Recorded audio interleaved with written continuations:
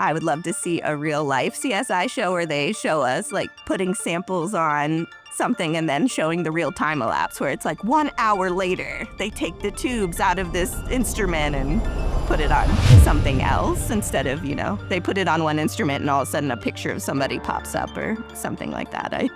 My name is Jessica Damon, and my job title is Forensic Scientist 2 DNA Analyst.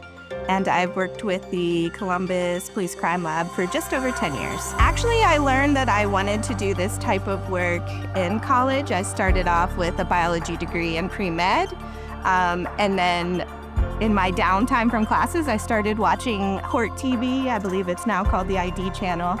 And at the time, they were airing live trials. And I became interested in a particular trial. It was a trial of a murder of a little girl, and they were able to link the suspect to the scene from blood evidence. It was the neighbor. And so it kind of opened my eyes to I could use my love of science, my interest in science, to help solve crimes. So I kind of switched gears at that point and wanted to pursue a career in forensics.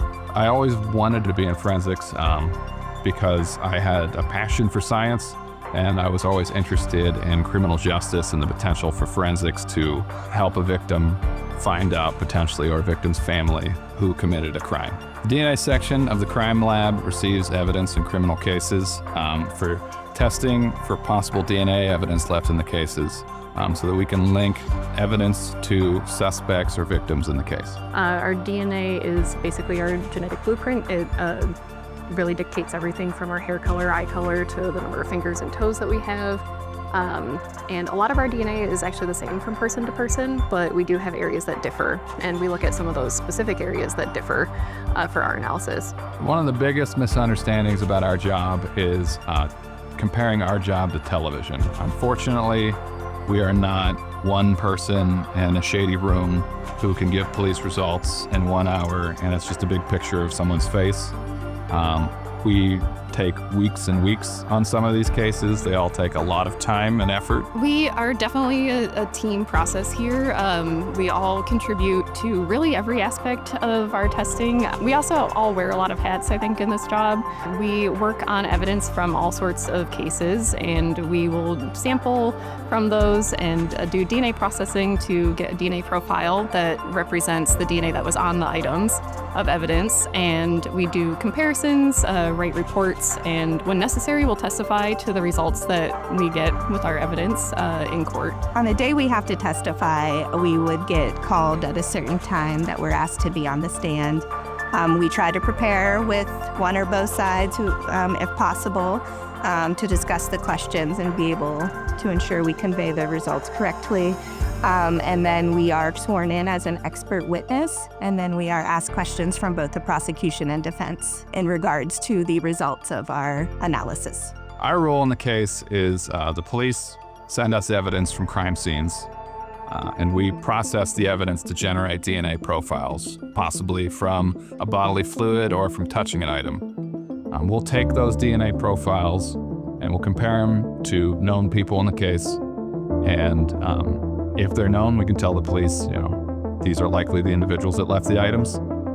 If not, we can put it in a database and help police understand who did leave the item there. We can find out who the unknown perpetrator would be. We receive the evidence in a sealed envelope like this, and we'll spread it out on our area to examine it for possible bodily fluids and to sample it for various types of DNA that are left on the evidence. And this is called our tetramethylbenzidine reagent.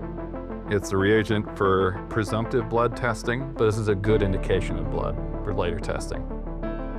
So we'll put a couple drops of that on there and some hydrogen peroxide. And since blood was present in the stain, we can see a nice deep green reaction happening. It's interesting, we always have like a certain amount of separation from the cases, and we often don't really know how they end up or like what the end results are unless a detective or a prosecutor thinks to kind of follow up with us. It's always kind of appreciated with some of those cases when somebody just sort of fills us in on the tail end. Be like, oh, hey, like this is what these cases ended up getting a lead because of your work and like we've, figured out who it is. But a lot of times we don't know. And you're just like, well, you send out the results and hope it worked out on the tail end in the future. I really like the social justice component of this job. I think that we have the ability to do work that makes a difference in people's lives, in our communities. And I love that that is connected to a science job because science is what I've been interested in for a long time. So.